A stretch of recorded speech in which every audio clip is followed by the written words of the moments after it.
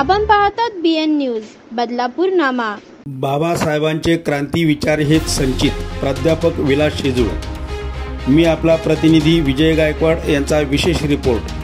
कल्याण येथील हॉटेल कशिशमध्ये आरक्षण बचाव समितीच्या वतीने सामाजिक आणि सांस्कृतिक विषयांवर एक महत्त्वपूर्ण बैठक पार पडली।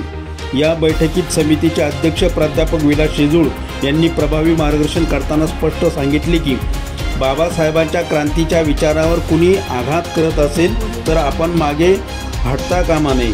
बाबासाहेबांचे विचार हेच आपले संचित आहे आणि संविधानाचे रक्षण हेच आपले कर्तव्य आहे। शेजूळ पुढे म्हणाले, संविधान, आरक्षण आणि सामाजिक न्याय या संकल्पना समाजाच्या प्रत्येक घटकापर्यंत पोहोचल्या पाहिजेत। अतिरेकी जातीवादाला प्रोत्साहन न देता सांस्कृतिक माध्यमातून एकात्मतेचा संदेश देणे हीच खरी क्रांती आहे। ते पुढे म्हणाले, आरक्षण बचाव समिती आयोजित मेघा रे मेघा हा सांस्कृतिक कार्यक्रम केवळ मनोरंजनासाठी नाही तर समाजातील सर्व दुर्बल घटकांना एकत्र आणण्यासाठी आहे। बैठकीचे प्रास्ताविक NTCचे माजी महाव्यवस्थापक तथा समितीचे सचिव आदरणीय प्रताप नितनवरे सर यांनी करताना सांगितले की आरक्षण ही केवळ धोरणात्मक बाब नाही तर सामाजिक समतोल टिकवण्याची घटनात्मक व्यवस्था आहे। समितीचे उपाध्यक्ष प्राध्यापक भरत जाधव यांनी समितीची पार्श्वभूमी मांडली तर खजिनदार संतोष जाधव यांनी सभेची उत्कृष्ट तयारी केली।